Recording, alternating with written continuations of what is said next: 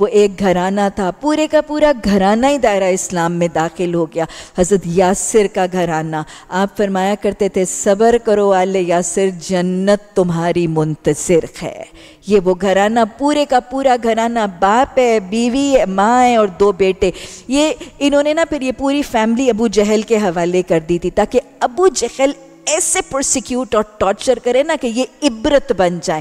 اور وہ ابو جہل ایسے ٹارچر کرتا تھا کہ ماں کے سامنے بیٹے کو، بیٹے کے سامنے باپ کو، اپنی اذیت بھی بڑی ہوتی ہے لیکن اپنی آنکھوں کے سامنے اپنے پیاروں کی اذیت شاید اس سے بھی زیادہ ہوتی، بہت زیادہ مارتا تھا۔ اور پھر حضرت سمیہ کو تو اس نے زیر ناف وہ برچھی مار کے شہید بھی کر دیا تھا۔